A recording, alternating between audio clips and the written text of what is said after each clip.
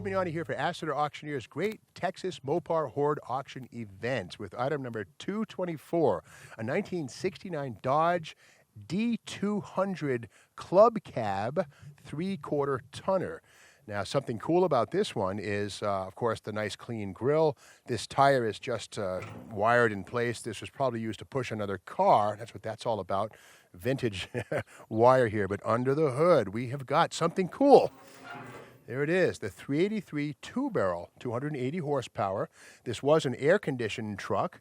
Power brakes, big drums, power steering. But again, big block power in these trucks is pretty uncommon.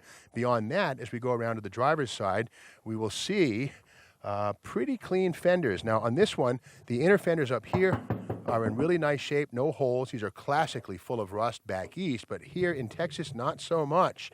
This is looking good here, but up here we, of course, see body putty. That's probably accident repair, and it's not that thick. I mean, the magnet's sticking, so it's less than, a 1/16 of an inch or so. So that's a good sign. So a little bit of filler here, again, not because of rust, because of a dent.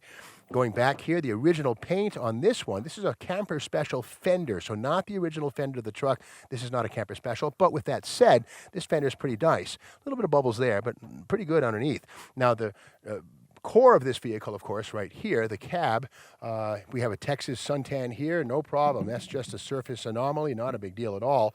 Down low, some dents, yeah, and the rocker is a little punky right there. And again, you can get reproduction parts here, no problem. But the nice thing is there's no filler here. That's all honest first-generation rust, as it were, with no putty to hide anything. But the big thing here is the club cab. Here it is, a four-door cab.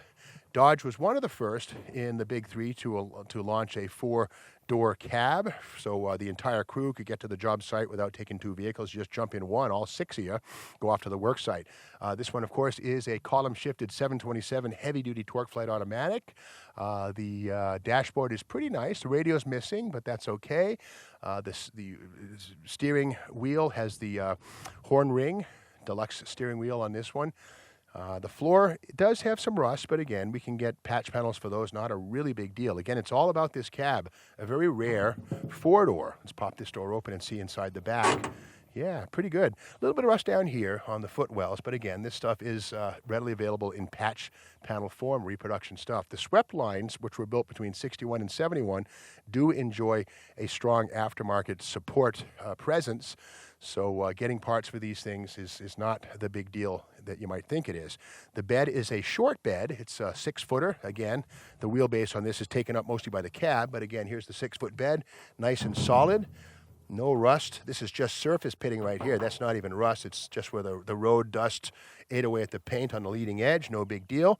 Big Dana 60 rear axle, full floating. It's a 354 according to the trim tag, so 354 gears inside of that Dana 60.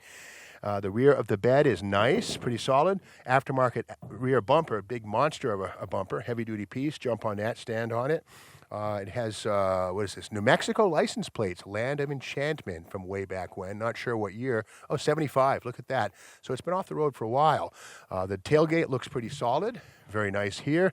Magnet wants to stick all the way up and down. A little bit of pitting here. The rust, another couple of years that'll come through, but that's still very, very solid.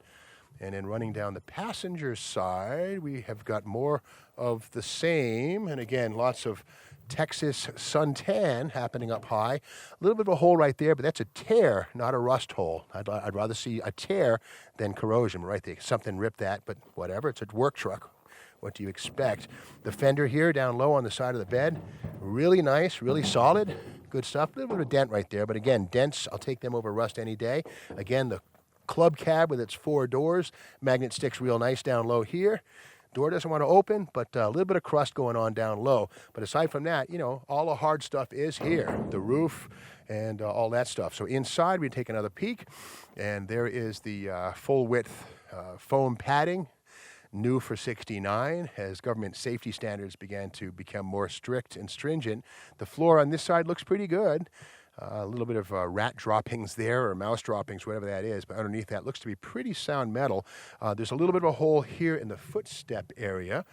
You know, and again, this stuff is to be expected. The truck is over 50 years old after all.